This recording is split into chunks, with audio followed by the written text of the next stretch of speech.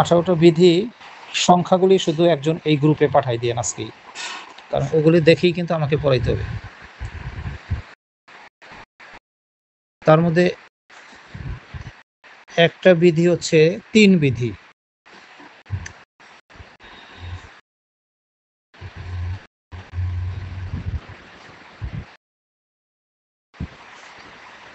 তিন বিধিটা আমি পাঠাচ্ছি।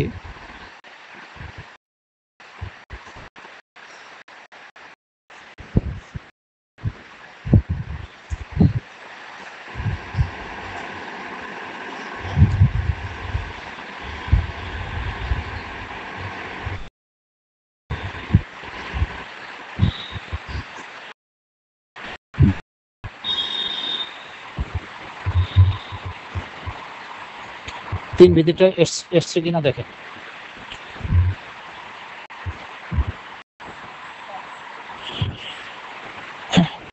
তিন বিধি থেকে কিন্তু বেশ কয়েকটা এমসিকিউ হতে পারে। কি ধরনের এমসিকিউ হতে পারে সেটা এই বেসিক লটা পড়া বোঝা যাবে। তিন বিধির শিরোনামটা হচ্ছে নির্বাচনী তফসিল প্রকাশ। নির্বাচনী তফসিল প্রকাশ। তাহলে তিন বিধিতে কি আছে এটাও প্রশ্ন হতে পারে, বা নির্বাচনী তফসিল প্রকাশ সম্পর্কে বিধান কোথায় আছে, কত বিধিতে আছে, এটাও হতে পারে। এখন এখানে বিধান হচ্ছে নির্বাচনের সর্বনিম্ন, এখানে বোঝায়। এটা তো 3 অনুচ্ছেদে আপনারা পেয়েছেন। বার কাউন্সিল মানে বাংলাদেশ বার কাউন্সিল। বাংলাদেশ বার কাউন্সিলের নির্বাচনের সর্বনিম্ন 45 দিন পূর্বে বার কাউন্সিলের চেয়ারম্যান নির্বাচনের তফসিল প্রকাশ। এখান থেকে দুইটা এমসিকিউ আসতে পারে যে নির্বাচনের তফসিল কে প্রকাশ করবেন, কে প্রকাশ করবেন বলেন। নির্বাচনের তফসিল প্রকাশ করবেন বার কাউন্সিলের নির্বাচনের কতদিন পূর্বে, নির্বাচনের সর্বনিম্ন কতদিন পূর্বে নির্বাচনের তফসিল প্রকাশ করবেন? 15 দিন, 15 দিন, 30 দিন, 45 দিন, 60 দিন, কোনটা সঠিক হবে? 45 দিন। আর নির্বাচনের তফসিল কে প্রকাশ করবেন? Bar council chairman. তারপরে কি বলেছে দেখেন, এখান থেকে এমসিকিউ হইতে পারে।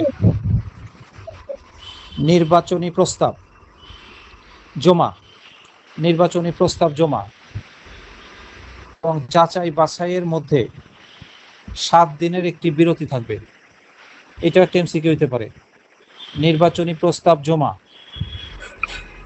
এবং যাচাই বাছাইয়ের মধ্যে কত দিনের একটি বিরতি থাকবে? 7 দিনের।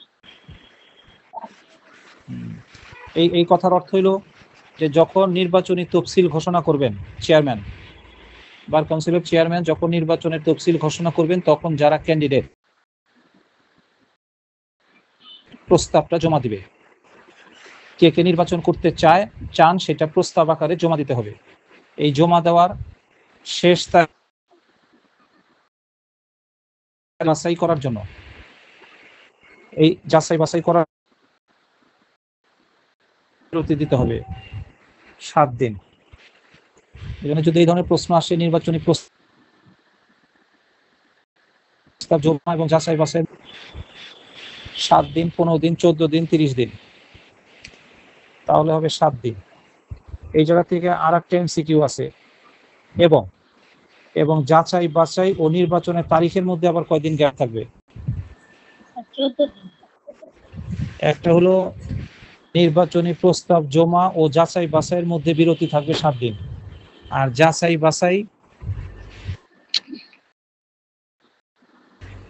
বাছাই ও নির্বাচনী তারিখের মধ্যে 14 দিনের বিরতি থাকবে। তাহলে এটা সময় পাচ্ছি। 45 দিন, 7 দিন, 14 দিন। 45 দিন কখন? নির্বাচনের তফসিল ঘোষণার সর্বনিম্ন তারিখ।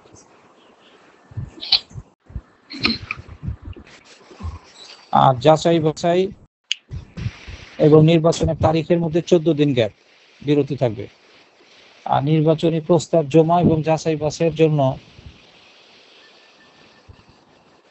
1 দিনের বিরতি দিতে হবে, 7 দিনের বিরতি। তাহলে নির্বাচনী প্রস্তাব জমা যাচাই বাছাইয়ের মধ্যে বিরতি 7 দিন, আর নির্বাচনী প্রস্তাব যাচাই বাছাই ও নির্বাচনের তারিখ। এখান থেকে কিন্তু 4-5টা গুরুত্বপূর্ণ এমসিকিউ দেখা যাচ্ছে। এইবার আসেন 4 বিধি। 4 বিধিটাকে পাঠাই আপনাদের সহজ সরল ভাষা দিয়ে আগে পাঠাই।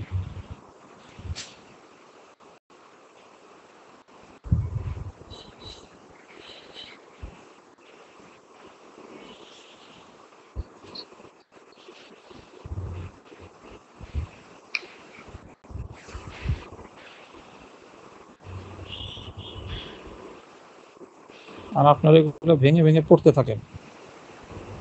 পড়া 3 বিধি থেকে কি কি অনুচ্ছেদ, 3 বিধি থেকে কি কি এমসিকিউ আসতে পারে।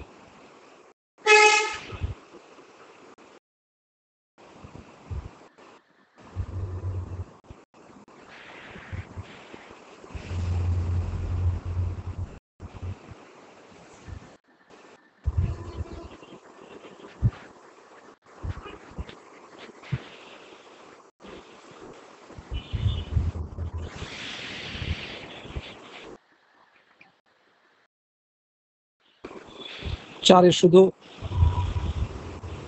এক পড়লেই হবে। গত ক্লাসে সাজেশন দেওয়ার সময় সম্ভবত এটাই বলছিলাম।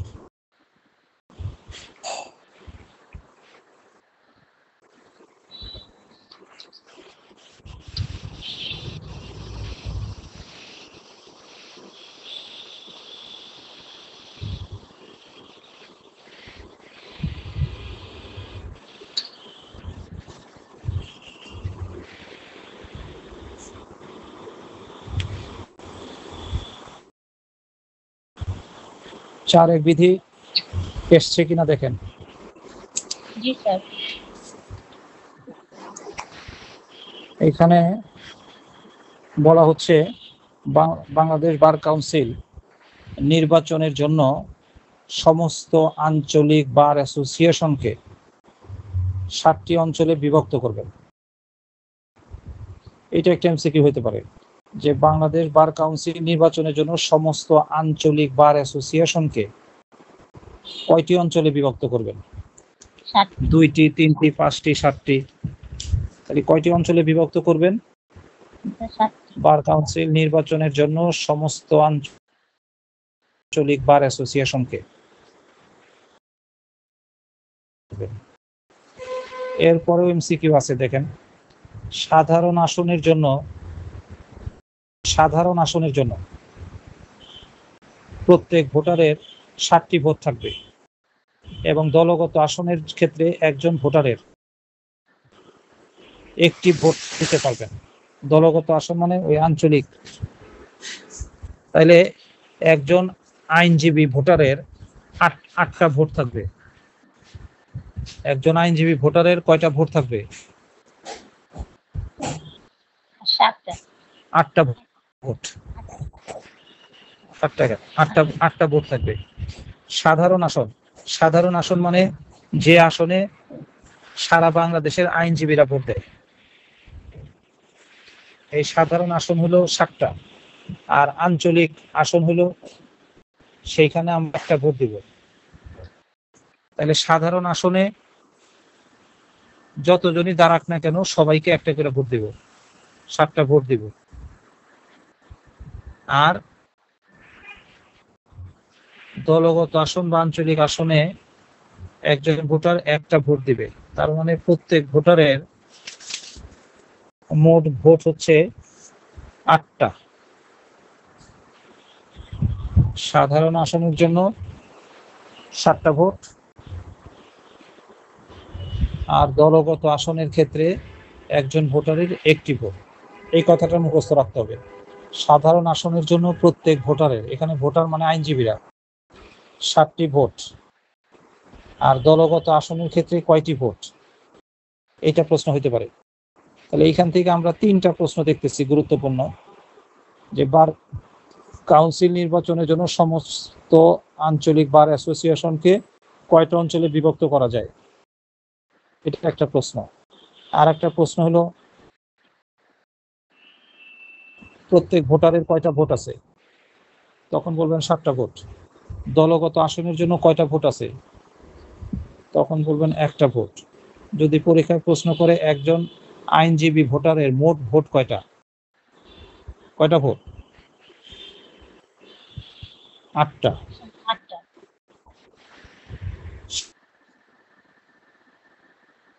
আর দলগত আসনে দিবে 1টা। জাতীয় নির্বাচনে ভোট কয়টা?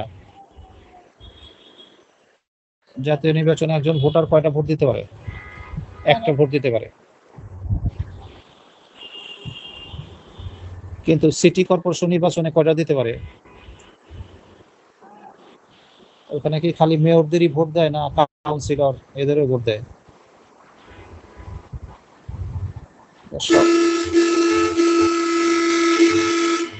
দুইটা নির্বাচন একসাথে হয় না আলাদা হয়? এই লোকাল হবে।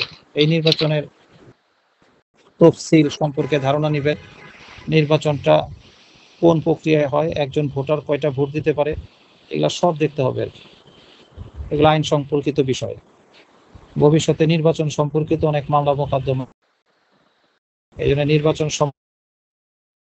সম্পর্কিত আইন জানতে হবে। আর একটা বিধি পাঠাচ্ছি, আজকে 5টা বিধি পড়বো আমরা।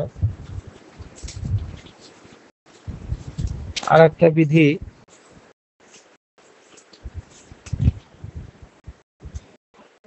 পাঁচ দিয়েছিলাম সব।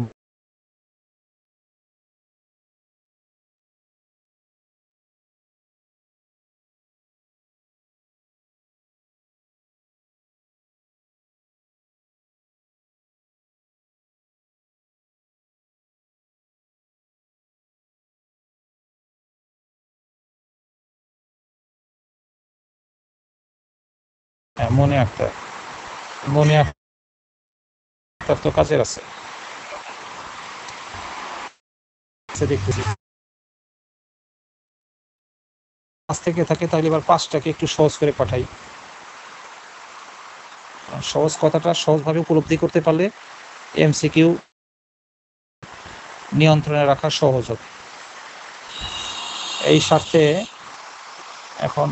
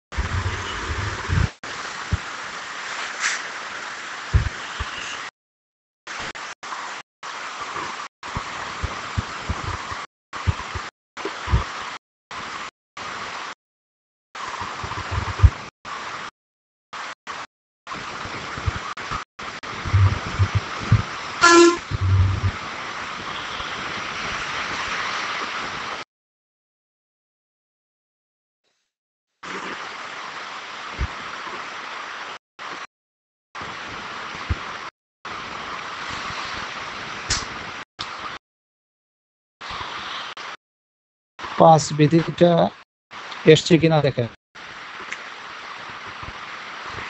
জি স্যার। এইখানে 2টা এমসিকিউ আছে। আমরা কিন্তু আগেই এমসিকিউ আকারে পড়ায় যাব না, তাহলে প্রশ্ন মিস হবে। একটা বিধি এই কারণে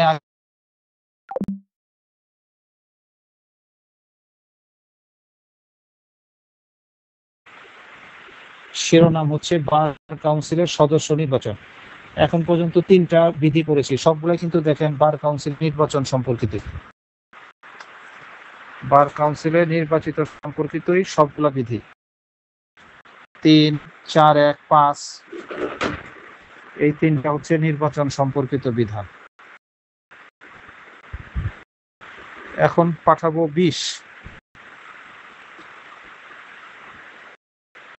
20টাও আমরা দেখতেছি নির্বাচন সম্পর্কিত বিধান,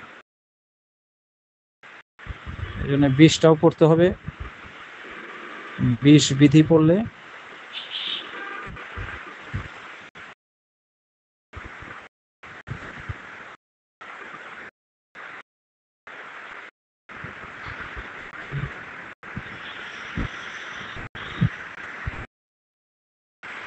এই 5টা বিধি আজকে নিয়ন্ত্রণে নিয়ে তারপরে ঘুমানোর চেষ্টা করবো।